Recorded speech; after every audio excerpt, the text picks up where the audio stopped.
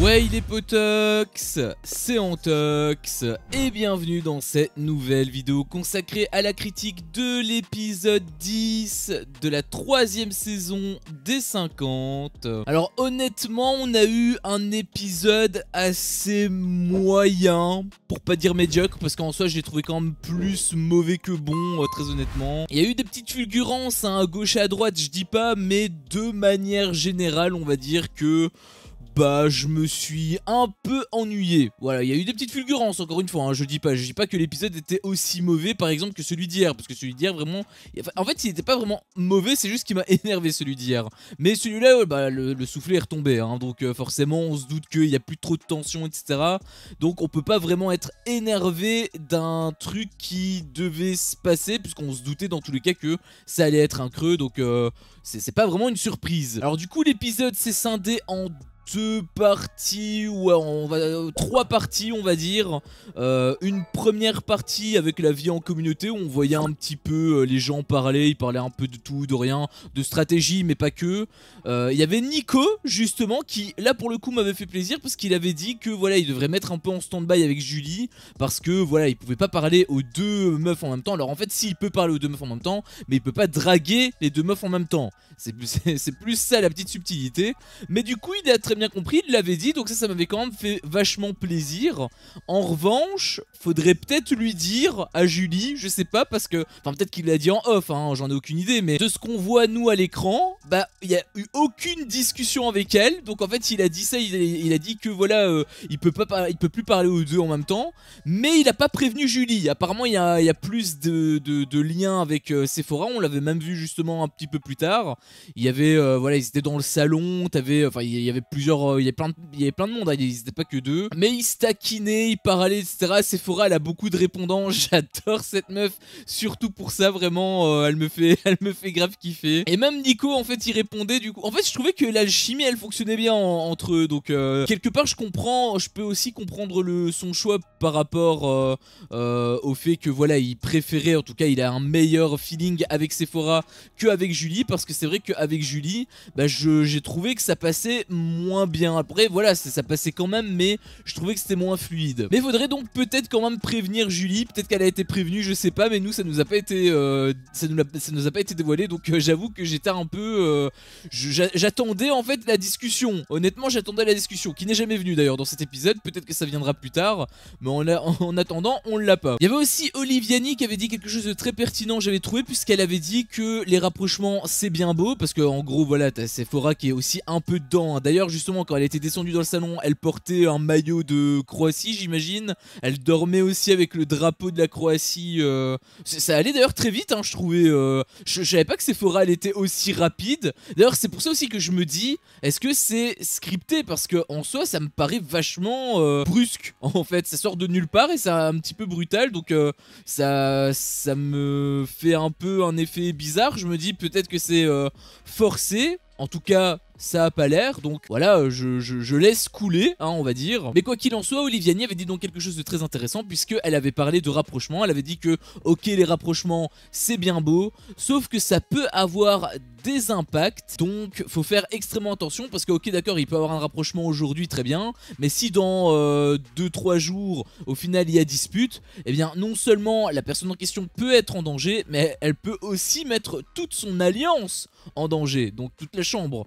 Donc il faut faire attention, et elle a extrêmement raison. Je sais pas si elle a une perspicacité hors du commun, puisque on parle de Nicolas Lezina, je rappelle. Cette personne pourrait te bouffer tout cru vu sa susceptibilité. Je rappelle encore une fois que si tu lui fais des petits trucs, même si c'est censé être drôle, hein, il va pas forcément apprécier si ça va pas dans son sens. Souviens-toi encore une fois avec les apprentis champions. Donc elle croit pas si bien dire en fait en disant ça, et j'espère même que ça va pas leur porter préjudice, parce que en plus de tout ça, Nicolas Lezina, au final c'était un peu échec et mat quelque part, hein, parce que si quand Nicolas Lezina lui a posé la question est-ce que je pourrais te plaire, si elle avait répondu que non, ça lui aurait quand même porté préjudice. Donc dans tous les cas, elle était un peu le cul entre deux chaises. J'espère pour eux que ça va passer, pour qu'elle puisse également aller plus loin dans le jeu. Enfin, après voilà, Nicolas Lezina c'est pas non plus le lord du jeu, hein. Faut rester toute proportion gardée. Sauf qu'il a quand même le bras long, donc il faut quand même s'en méfier. Il y a aussi un passage qui m'a un peu saoulé honnêtement, puisqu'il y avait la musique de JP qui avait retenti, et du coup les candidats y dansaient, etc. Enfin, ça pouvait être fun, c'est vrai, moi j'avoue que je m'en foutais un petit peu. Après j'ai pas d'affinité particulière avec cette musique, hein, j'avoue que je l'écoute pas trop, donc bah, il dansait, il rigolait, très bien, mais moi je m'en foutais un peu. En fait, ce qui m'a surtout saoulé, c'est pas forcément la situation, bon d'accord, ils veulent s'amuser, très bien. Par contre, ce que j'ai pas apprécié, c'est la manière dont ça a été montré, parce que en gros, tu avais le lion qui avait pris la parole d'un coup et qui disait que voilà, il commence à s'ennuyer, etc. Et moi, je me suis dit quoi? Je me suis dit, bah tout simplement, il va avoir un jeu, enfin, donc ça va être cool. Mais in fine, non, il s'ennuyait juste, et donc il a décidé de lancer la musique comme ça, pas de coup de folie, hein, y a rien du tout, hein, pas de coup de folie, pas de capoupa, rien du tout. C'est juste, voilà, il met la musique ainsi, sans aucune raison, et il te prévient avec ça, et toi à chaque fois qu'il te prévient normalement il se passe un truc, donc c'est pour ça tu t'attendais à ce qu'il se passe un truc, sauf qu'au final il s'est rien passé, enfin il s'est juste passé ça, mais ça avait aucun impact, donc bah j'en ai été déçu à cause de ça. S'il y avait juste la musique qui avait retenti de base, bah je me serais dit ok d'accord, il s'amuse très bien, mais je m'attendais à rien. Par contre le fait qu'il m'annonce quelque chose pour au final avoir ça, bah là ça m'a saoulé. Donc vraiment ils prennent des mauvaises décisions je trouve, W9 par rapport à leur manière de présenter les choses, ou d'introduire en tout cas certaines choses. Il y a eu ensuite toute une partie concernant donc la fameuse stratégie, c'est la deuxième partie qui a pris quand même une petite place, hein. C'était quand même assez intéressant à ce niveau là, même si ça m'a beaucoup saoulé, surtout par rapport au côté très prétentieux de Nicolas Lezina, je vais y revenir. Mais du coup ça a commencé déjà par Gaëtan qui avait en gros balancé des infos à Valentin et Enzo, donc concernant l'autre alliance. Et à ce moment là, normalement lui il fait partie de l'autre alliance, en tout cas de façade. Donc ça a l'air d'être un peu une... Enfin, je vais pas dire une girouette, mais plutôt dans le sens où il va essayer d'aller dans les deux camps. Enfin, soit il va essayer d'aller dans les deux camps, soit il va faire une transition. Je penche plus pour la deuxième option, très honnêtement, parce que la première option, eh bien, on sait tous comment ça se passe. La première, l'alliance qui a la plupart des pions, d'ailleurs, il l'a dit lui-même, hein. Franchement, gros culot de la part de Nicolas Lezina, et je serais extrêmement énervé sur les autres si jamais il reste dans son alliance, parce qu'il a dit lui-même que les premiers à partir, ça sera, il les avait appelés en tant que villageois. Donc en gros, il y a une alliance, et il a avoué lui-même que les premiers qui partiront seront les premiers sans importance, hein. Il a utilisé, enfin il a pas utilisé ces termes, mais je te paraphrase le truc, voilà. En gros c'est ça que ça voulait dire. Donc à la place de tous les petits candidats, enfin de ceux qui sont pas des grosses têtes en gros, hein, eh bien honnêtement je me barrais, et très très vite, hein, parce que ce qu'il a dit vraiment ça m'a limite repoussé. C'était Maïsan qui justement disait que voilà il pouvait pas avoir tout le monde ne pouvait pas aller dans son alliance, parce qu'à un moment donné bah, il faudrait faire des choix, et c'est comme ça que c'est venu à cette situation là. Au final ça a un peu reparti sur le côté un peu amour avec Sephora, ce serait la queen parce que voilà c'est le lord.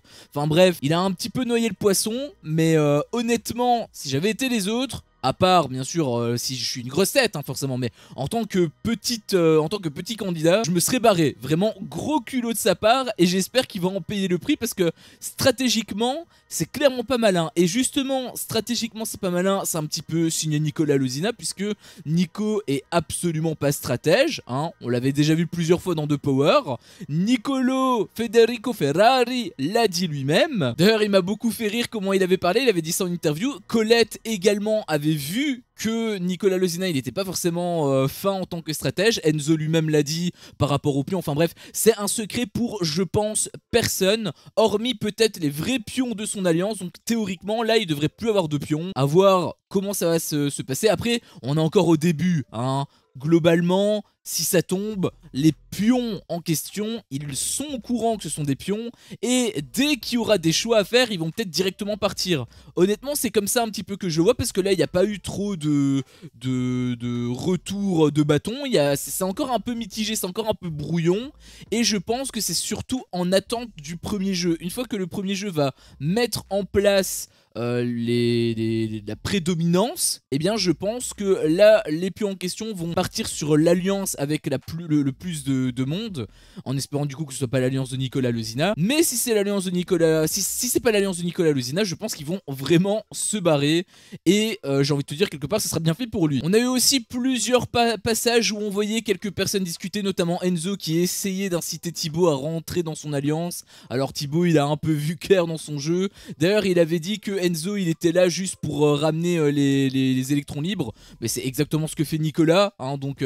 enfin il avait l'air d'être sans alliance en fait, hein. Il avait dit lui-même je suis dans aucune alliance. Ça par contre ça m'avait quand même plu, parce que s'il avait dit ça mais qu'il était quand même dans l'alliance de Nicolas, ça n'aurait absolument aucun sens, parce que Nico fait exactement pareil. Au final il a l'air d'avoir la tête sur les épaules, je le savais de toute façon par rapport au précédent jeu que j'avais vu, par rapport donc à Netflix, mauvais joueur. Mais du coup voilà, lui il est sans alliance, et il y avait également Nicolas Couteau qui travaillait un petit peu les sœurs, hein, donc Joy et Grace. Joy d'ailleurs qui a l'air de pas trop comprendre le principe, hein, en tout cas la stratégie long terme, puisqu'elle disait en gros que voilà, Jordan il avait un pouvoir, elle avait peur de se le mettre à dos, etc. Bah si tu lui coupes la tête avant qu'il te désigne, c'est bon, hein, on est d'accord. Moi honnêtement, à la place de tous les petits, mais je voudrais dégager Jordan mais instantanément, hein, en tout cas le plus vite possible. Parce que justement, il fait flipper absolument tout le monde avec son pouvoir, donc si on lui coupe la tête, il n'y a plus personne. Alors bien évidemment son alliance non, parce que ils utilisent ça, justement c'est l'avantage d'ailleurs de Nicolas Lezina.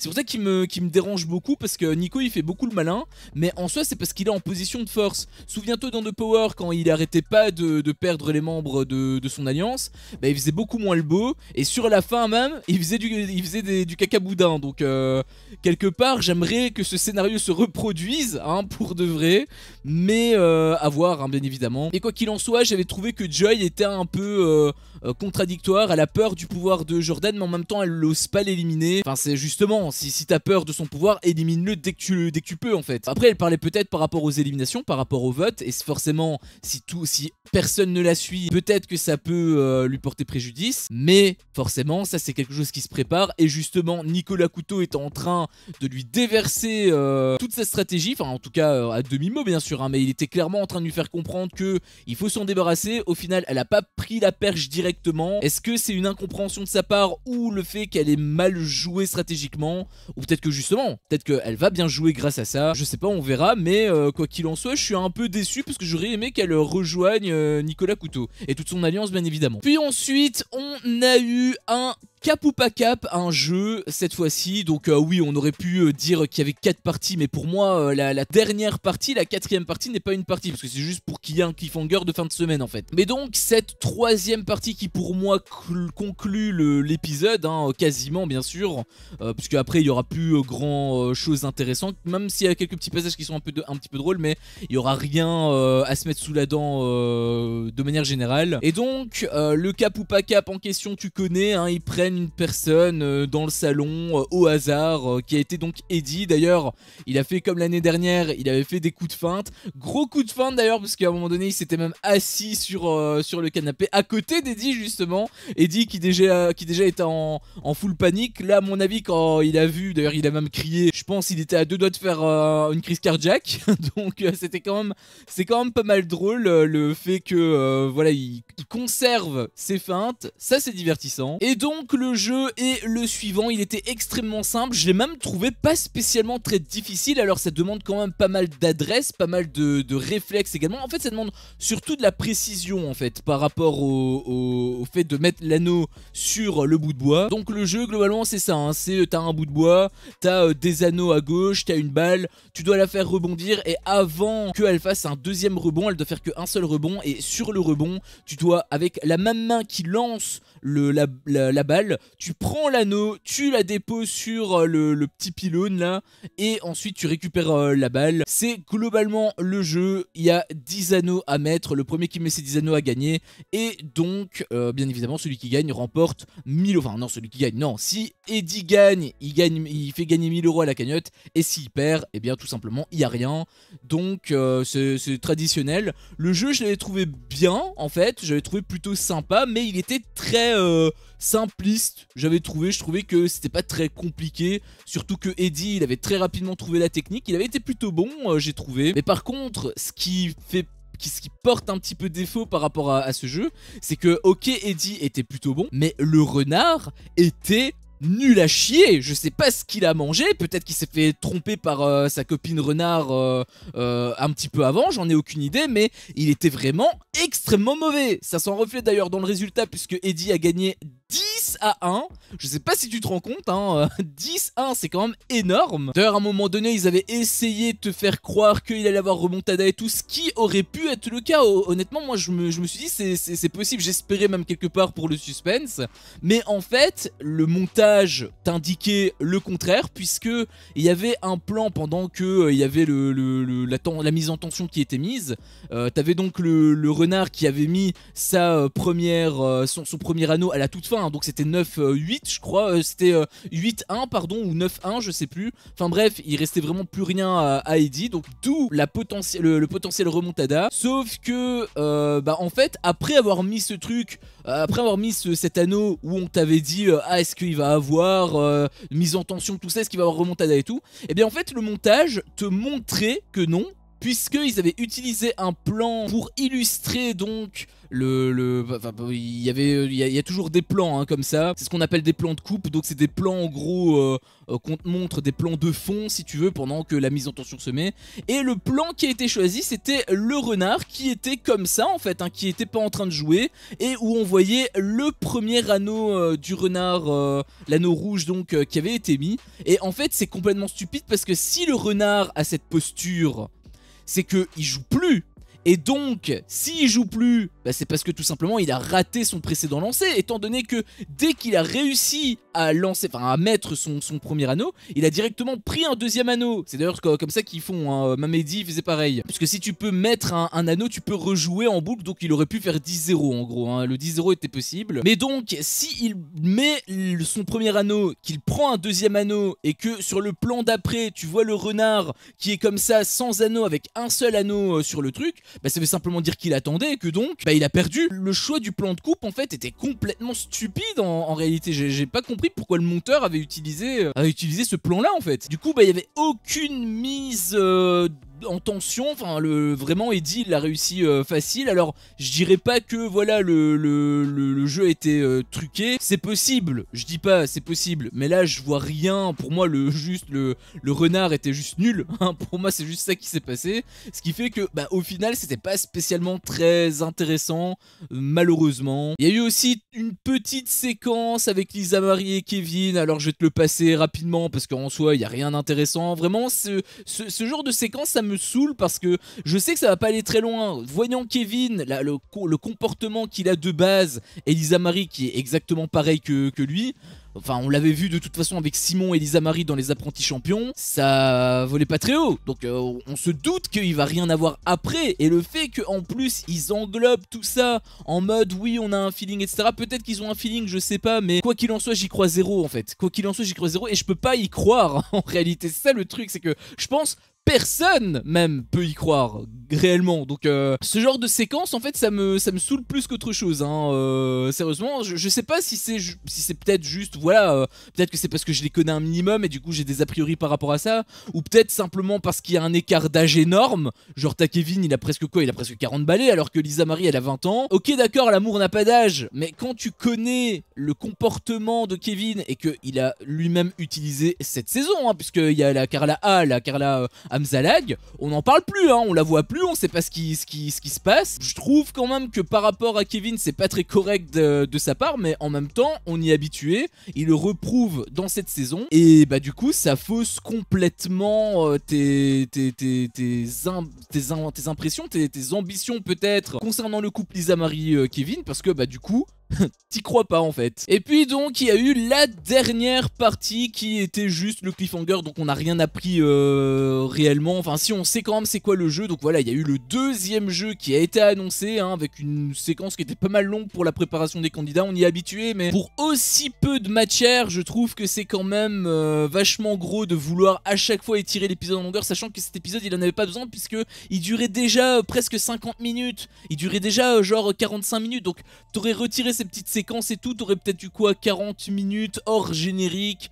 Je pense ça aurait fait un épisode, de basique, donc un épisode standard. Donc honnêtement ils l'ont rallongé vraiment inutilement, ça m'a un petit peu saoulé aussi cette histoire. Et donc le jeu est également simple, c'est que tout simplement ce jeu se fait en binôme. Donc tu as les binômes qui s'étaient formés hein. D'ailleurs des binômes assez improbables par moment, genre Nicolo et Nicolas Lozina hein.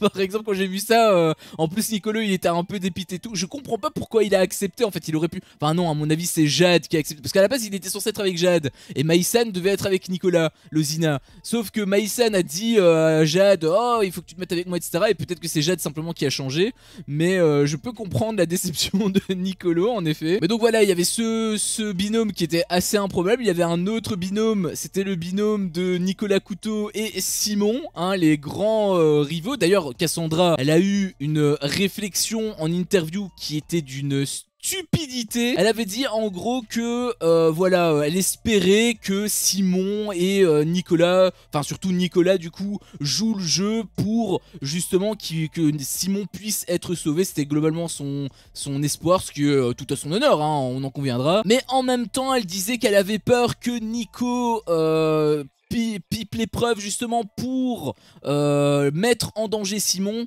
Et j'ai trouvé que c'était débile parce que bah, s'il pipe l'épreuve pour mettre en danger Simon, il se met en danger aussi puisqu'ils sont en binôme. J'avoue que j'avais pas compris cette réflexion. Je me suis dit mais c'est évident qu'ils vont tout faire pour gagner. Enfin même Nicolas Couteau, c'est même probablement lui qui est plus en danger que Simon, étant donné qu'il est dans l'alliance de ceux qui ne sont pas les grosses têtes. Donc entre autres de ceux qui ne sont pas forcément très influents. Donc j'avais trouvé cette réflexion mais tellement bête quoi. Il y avait aussi Lydia qui était très contente d'être avec Jordan pour le jeu hein, mais j'ai trouvé qu'elle avait été un peu naïve parce que bah tu connais un peu Jordan, tu sais que voilà il est un peu en bisbise avec Julie B.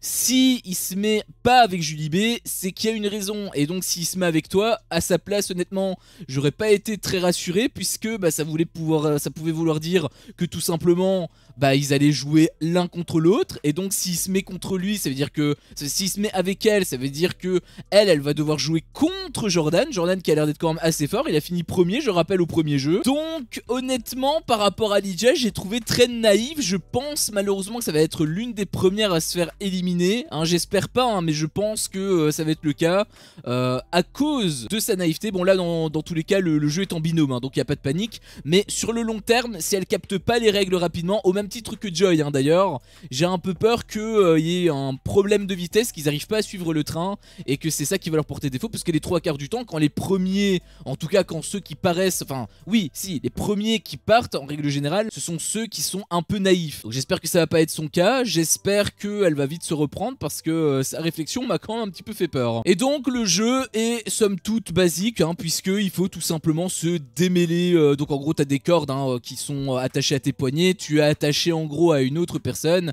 et tu dois réussir à te démêler. Alors j'avoue que je sais pas trop comment ils vont s'y prendre parce que bah, c'est comme ça, à moins qu'ils soient magiciens, je sais pas trop comment ils peuvent faire hein. Je me suis un peu fait le truc, le scénario dans la tête, je me suis demandé sincèrement comment ça allait être possible. Je pense que c'est compliqué, voire à la limite impossible. Après peut-être que j'ai simplement pas l'astuce hein. Peut-être que je vais le voir et je vais me dire ah oui mais en fait c'est évident, mais j'avoue que là j'ai pas trop de la strat. En tout cas le jeu a l'air d'être intéressant, à voir combien il va avoir de nominés, combien il va avoir d'éliminés aussi plus tard. Mais dans tous les cas ce jeu bien évidemment, enfin ce début de jeu qui n'est pas un début de jeu, c'est juste une présentation, c'est uniquement un cliffhanger en plus de fin de semaine, ça fait vraiment chier. Mais surtout il faut s'attendre à ce que on n'ait pas le résultat de l'éliminer lundi. J'espère que ce sera le cas, hein, parce qu'il y a quand même une épreuve entière, hein, mais on connaît la prod. À mon avis, ils vont te bassiner avec quelques petits moments un petit peu moins intéressants, voire beaucoup moins intéressants, en fait, juste pour meubler, pour entretenir le suspense. Et à la toute fin, en plus avec ils vont probablement te les tirer en longueur, etc. Enfin bref, je suis quasiment sûr qu'on n'aura pas le résultat lundi, donc il faudra aussi s'attendre à voir tous les éliminés. En tout cas, peut-être qu'on en aura un, mais en tout cas tous les éliminés, à mon avis, il faudra s'attendre à ce que ce soit plutôt mardi. Sur ce, c'était mon avis sur cet épisode. Si mon contenu te plaît, fais-le moi savoir en me laissant un énorme pouce bleu. À chaque fois que je vois ça, je vois que mon contenu plaît, et donc moi ça me motive à continuer. Si t'es pas encore un peu tox, qu'est-ce que tu attends pour me défoncer ce gros bouton rouge? N'hésite pas à activer la cloche pour ne rien louper, et je te dis à la prochaine pour une prochaine vidéo. Ciao.